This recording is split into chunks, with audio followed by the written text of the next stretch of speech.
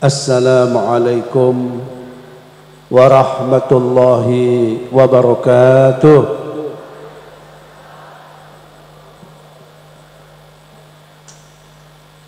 Innal hamdalillah nahmaduhu wa nasta'inuhu wa nastaghfiruh wa na'udzu billahi min shururi anfusina wa sayyiati a'malina.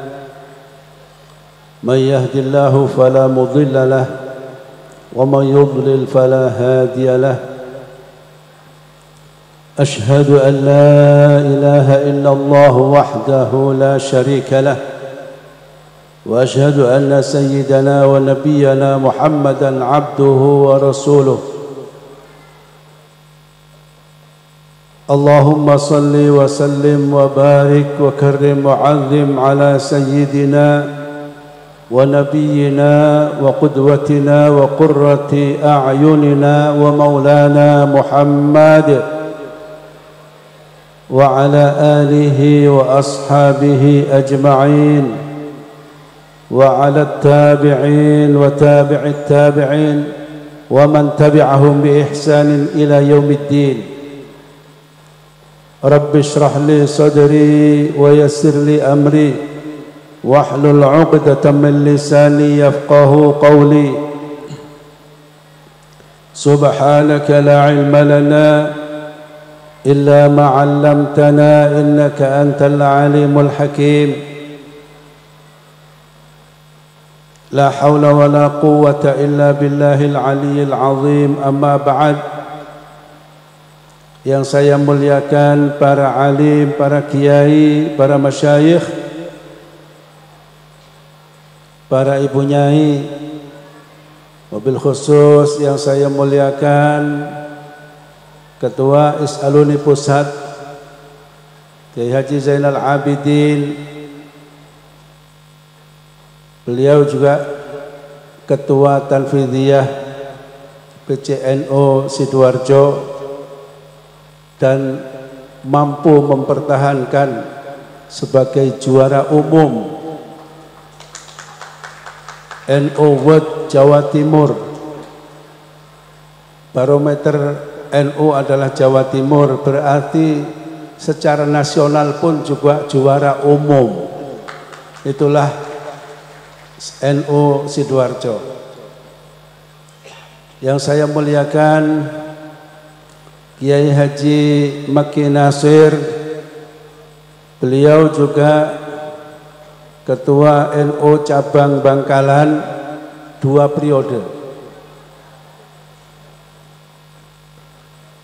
Yang saya muliakan Kiai Haji Dr. Abdullah Syamsul Arifin, beliau juga dulu Ketua PCNO Jember, tidak tahu berapa periode, 3 periode. Dan sekarang beliau menjabat LDPBNO, jadi berkedudukan di Jakarta. Yang saya muliakan Kiai Haji Anwaruddin dari Gelis Telageh, Kiai Haji Rawi dari Mancengan. Banyak kiai-kiai muda yang hadir pada acara ini, baik yang ada di Madura sendiri ataupun di luar Madura. Para ibu nyai, para tokoh masyarakat yang saya hormati, aparatur pemerintah, khususnya Forkomimda Kabupaten Bangkalan, Bapak Komandan Kodim atau yang mewakili, Bapak Kapolres atau yang mewakili yang saya hormati, Bapak Bupati ataupun pejabat pemerintah yang lain yang hadir yang saya hormati. Pertama, kami mengucapkan terima kasih kepada pemerintah Kabupaten Bangkalan dengan upaya dari Kiai Haji Maki Nasir sehingga mempersilahkan kita untuk mengadakan silaturahim nasional di tempat ini. Walaupun nampaknya besar gedung ini, tapi kayaknya nggak mencukupi untuk kehadiran alumni yang sempat hadir di hari ini. Banyak yang di luar, banyak yang nggak dapat kursi, ini juga banyak. Mudah-mudahan niat kita semua untuk menghadiri ini, walaupun tidak sampai masuk ke dalam gedung ini, maksud saya tetap diberikan balasan oleh Allah Subhanahu wa ta'ala dan memberatkan timbangan amal kita sekalian di sisi Allah nanti. Amin, Allahumma amin.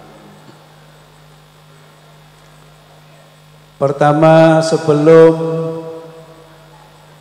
saya menyampaikan unek-unek atau Cak Maduran apa ini? Tidak ada bahasa Maduranya ya. Unik-unik. Hal-hal yang unik lah. Pertama, seperti beberapa tahun yang lalu ada permohonan ijazah ya untuk memudahkan urusannya ataupun meluaskan rezekinya. Itu sudah ada buku yang dibukukan oleh Ustadz Syu'aib Nur Ali Al-Hajj. Itu semua yang ada di situ, mungkin ada hal-hal yang kurang sesuai tulisannya, silahkan diamalkan, tapi disesuaikan tulisan-tulisannya itu. Kami berikan ijazah kepada para santri-santri yang membutuhkan. Kemudian amaliyah para masyayikh kita, di antaranya wiritan ba'da salat maktubah dengan membaca tawassul bi ashabil badri, itu juga sangat baik untuk dilakukan secara istiqomah. Tapi jangan, nggak usah nanti tanya hasilnya apa ataupun khasiatnya apa. Ini bukan pil. Jadi amal-amal ini bukan pil ataupun bukan jamu. Jadi tidak usah tanya khasiat. Yang penting istiqomah. Para santri sekalian, para alumni yang saya muliakan, memang seperti apa yang disampaikan oleh Kiai Makki dan juga Kiai Abdullah Samsul Arifin, inti daripada kita mengaji belajar adalah meniru guru-guru kita. Apa yang beliau amalkan, apa yang beliau perjuangkan, itulah yang mestinya kita tiru. Bahasa Jawanya itu guru, digugu, ditiru, yaitu dianggap apa yang disampaikan dan juga ditirukan apa yang dilakukan oleh beliau-beliau ini.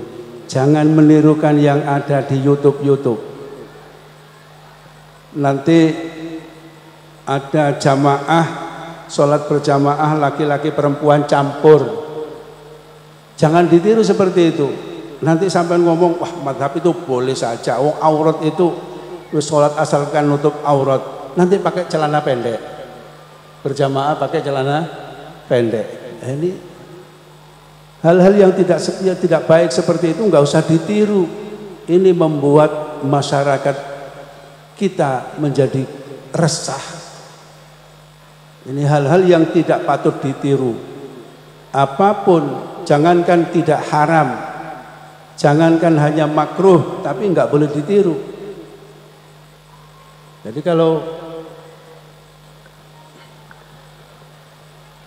Jadi ini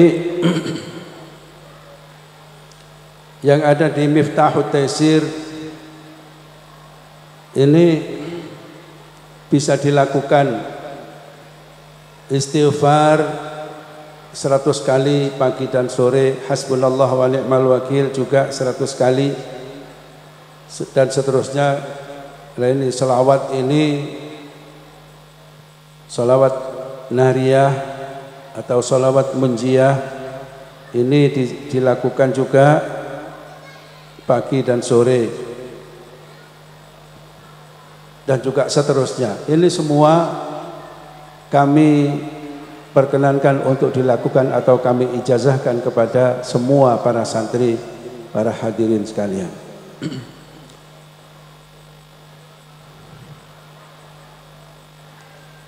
Kami teruskan apa yang kami sampaikan tadi. Hal-hal yang tidak patut atau yang guru kita tidak melakukan, jangan lakukan seperti itu.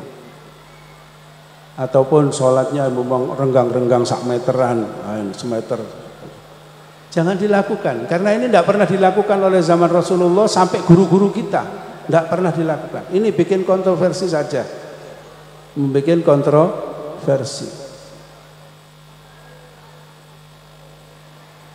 Kadang-kadang kita terpengaruh orang-orang yang semacam seperti ini. Nah, ini santri nggak usah mengikuti aliran-aliran yang macam-macam, walaupun itu belum sesat, ya, tidak sesat. Nanti bikin aneh sembahyang kalau laki cukup sarungan saja, nggak usah pakai baju, nggak usah pakai kopiah, ya sah-sah saja.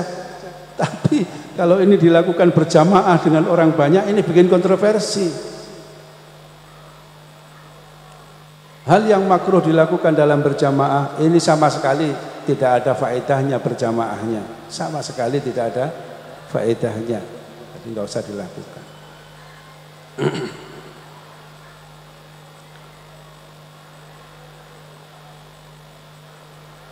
Kemudian tadi kenapa kok kita ini tadi kok ada menyanyikan bersama Indonesia Raya dan juga Hubbul Waton ataupun apa, Yalal Waton, karena harus kita tahu bersama, dan ini memang di Nahdlatul Ulama sudah tidak asing lagi, pilar negara. Pilar negara, negara ini punya pilar ataupun punya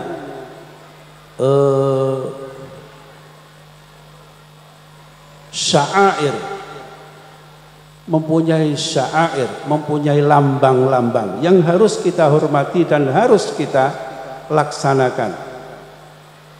Yang pertama adalah Pancasila, dan ini umat Islam khususnya warga pesantren dan warga Nahdlatul Ulama tidak ada yang tidak mengerti tentang Pancasila, tidak ada yang tidak mengamalkan tentang Pancasila. Kemudian Undang-Undang Dasar 1945, inilah pilar-pilar negara. Bhinneka Tunggal Ika, berbeda-beda tetapi tetap harus bersama-sama. Karena negeri kita ini didirikan secara bersama-sama, tidak hanya didirikan oleh umat Islam saja, tetapi bersama-sama yang lain. Kemudian pilar yang terakhir adalah NKRI, ya, Negara Kesatuan Republik Indonesia. Inilah pilar-pilar negara. Tetapi Pak, Bu, para santri sekalian, pelajaran kita lebih daripada sekedar itu. Pelajaran yang kita terima dari guru-guru kita lebih daripada 4 pilar ini. Jadi kita mempelajari bagaimana tegaknya negara. Tegaknya negara yang pertama harus bi'ilmil ulama. Sama, pilarnya juga 4. Tetapi yang pertama harus bi'ilmil ulama. Aturan, peraturan, perundang-undangan yang dibikin itu harus melalui dengan ilmil ulama sehingga tidak kontroversi. Nanti jangan-jangan kalau undang-undang itu tidak dengan ilmu ulama, maka disahkanlah undang-undang untuk diterima LGBT. Lah ini bahaya.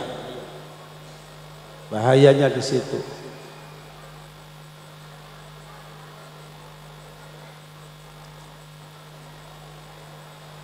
Atau melegalkan undang-undang yang melegalkan hal-hal yang tidak sesuai dengan prinsip-prinsip keadilan, karena tidak dengan bi'ilmil ulama.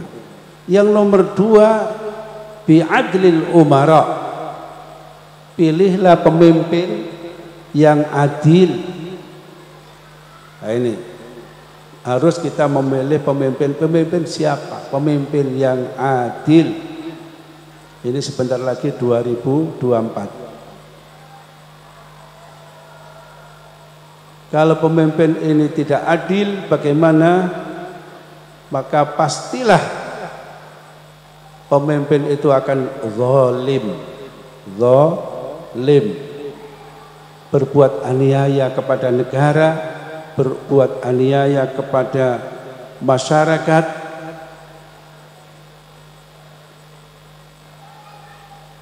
dan hanya mementingkan pribadinya saja. Yang nomor 3, bisa khawatil aghniya, orang-orang kaya harus bayar pajak, harus mendukung terlaksananya pemerintahan dengan memberikan pajak, kecuali mungkin pajak itu bisa dipotong karena sudah bekerja sama dengan lazis, lembaga amil zakat, tapi dipotong cuma 2,5%, yang 7,5% tetap masuk ke negara. Kadang-kadang kita nggak paham, loh saya sudah bayar zakat kok masih disuruh bayar pajak. Pajaknya kan 10%. Kalau dipotong zakatnya 2,5%, maka yang harus dimasukkan ke pemerintah adalah 7,5%. Itu harus paham, santri nanti nggak paham.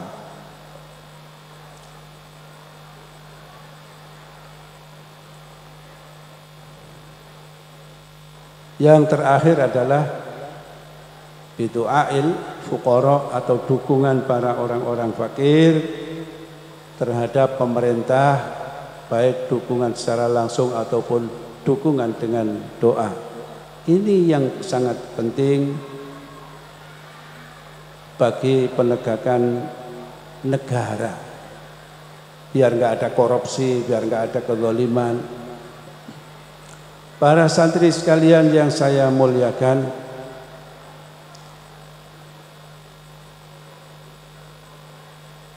selain daripada itu, pertama kami juga mengucapkan terima kasih kepada seluruh alumni, khususnya yang tadi malam bermusyawarah begitu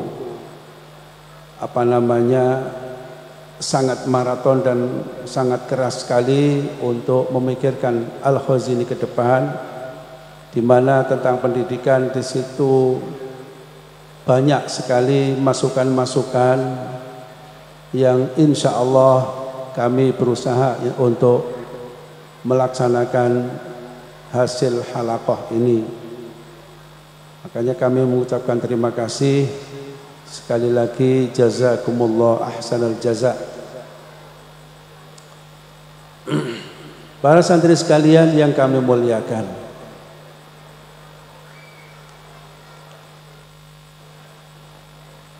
ada sebuah cerita, dan ini menceritakan tentang Nabiullah Yusuf alaihissalam, pentingnya mempunyai alma mater atau mempunyai guru. Di dalam surat Yusuf, Allah Subhanahu wa taala berfirman, a'udzu billahi minasyaitonir rajim, bismillahirrahmanirrahim, wa laqad hammat bihi wa hamma biha laula ar-ra'a burhana rabbih kadzalika linasrifa anhu as-su'a wal fahsya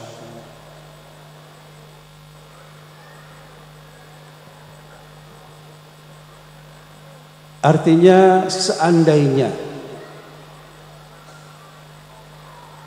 tidak ada burhan, tidak ada hujjah yang diketahui oleh Nabiullah Yusuf alaihissalam, karena yang namanya manusia, Nabi Yusuf juga manusia, Siti Zulaikha juga manusia, sama mempunyai nafsu. Makanya Nabi Yusuf juga hamma biha walaqad hammat bihi wa hamma biha. Kedua-duanya ya punya nafsu, sama-sama punya keinginan. Ada yang mengartikan hamma ini ya seperti dalam hadis,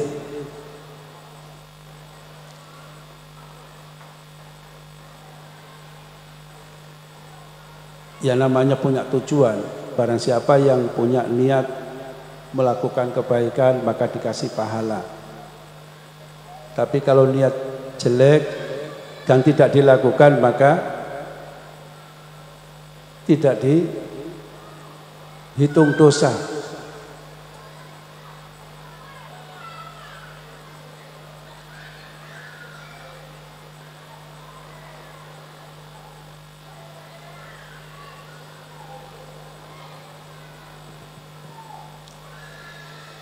Siti Zulaikha juga demikian, manusia biasa sehingga ingin melakukan dosa. Kalau Nabi Yusuf mungkin bukan ingin melakukan dosa, tapi ingin bagaimana seandainya dia nanti jadi istri saya, loh itu hamma biha. Ada yang menafsirkan seperti itu. Seandainya saja tidak ada hujjah, tidak ada burhan dari Tuhannya, maka itu akan terjadi. Al-fahsya akan terjadi. Tapi karena punya hujjah, punya alma mater, punya guru, maka Nabi Yusuf selamat. Nabi Yusuf selamat. Begitu juga kita sekalian. Mudah-mudahan alma mater kita ini adalah menjadi kendali kita, menjadi rem kita, sehingga kita tidak kebablasan untuk melakukan dosa, melakukan kesalahan. Karena ingat, kepada alma mater atau kepada guru atau kepada pelajaran-pelajaran yang kita terima, seperti Nabi Yusuf, itu dalam tafsir ada yang menjelaskan ketika punya hasrat, maka Nabi Yusuf didatangi oleh ayahandanya Nabi Yakub.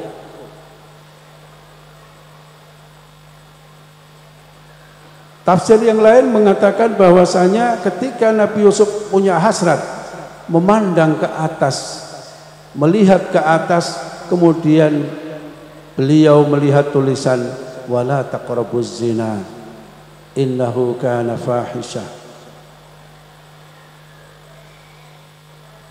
Itulah pentingnya kita punya guru, pentingnya kita punya alma mater, pentingnya kita banyak membaca.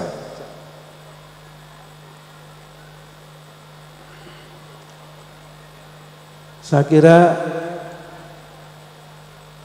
para santri ini kalau mengamalkan apa yang dilakukan oleh guru-gurunya, guru-guru kita sekalian, insya Allah hidup kita pastilah akan menjadi hidup yang indah sekali, hidup yang bahagia sekali. Tetapi kalau meninggalkan alma mater,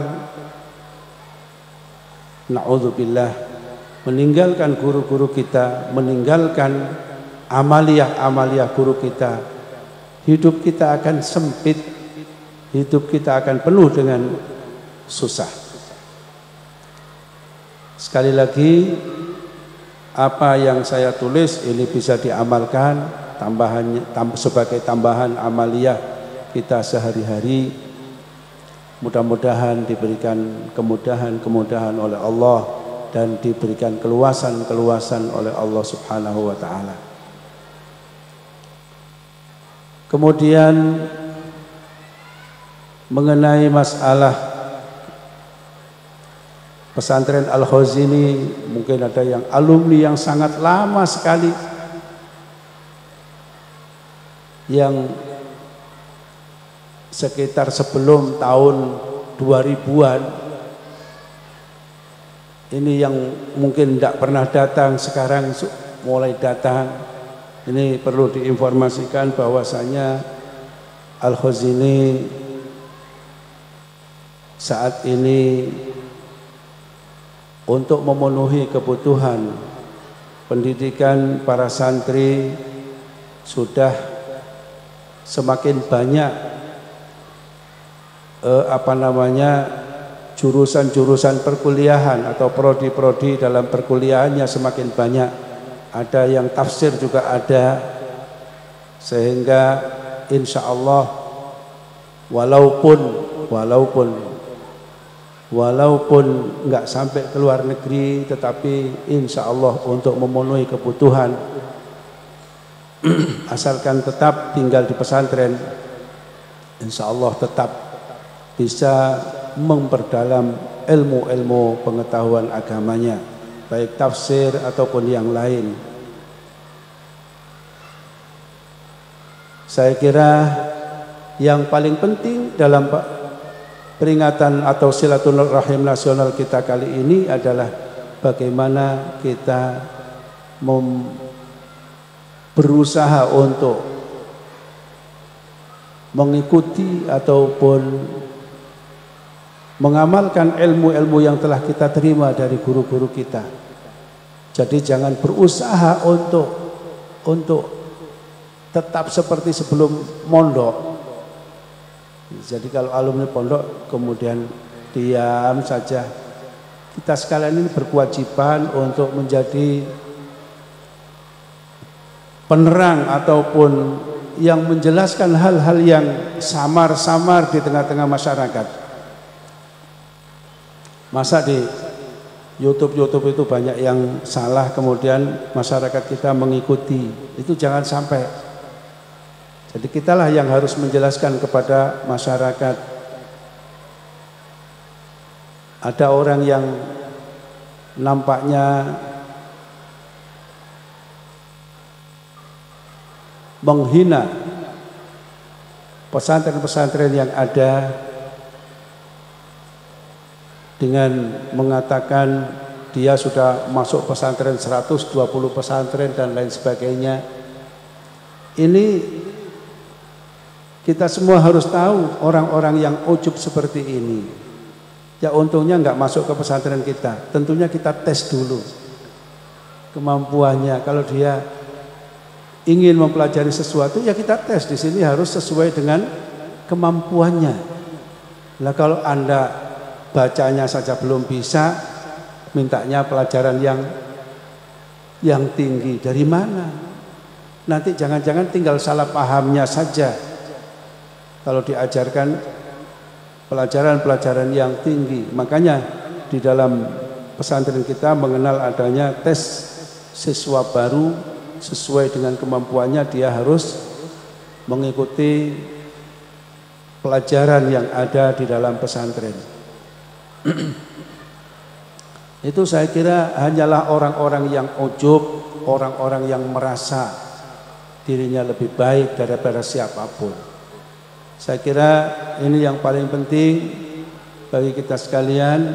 Mudah-mudahan ilmu yang telah kita terima dari guru-guru kita menjadi ilmu yang barokah, ilmu yang bermanfaat. Kurang lebihnya atas kekurangan lembaga pendidikan Al-Khazini, walaupun di sana sudah ada S1 dan S2, mulai dari kelas ibtidaiyah sampai dengan aliyah, mungkin ada hal-hal yang masih dirasa kurang. Ini kami akan berusaha membenahi kebutuhan-kebutuhan para santri Al-Khazini melalui hasil halaqah Silatnas 2023 ini. Kurang lebihnya mohon maaf. Wallahul muwaffiq ila aqwamit thoriq. Assalamualaikum warahmatullahi wabarakatuh.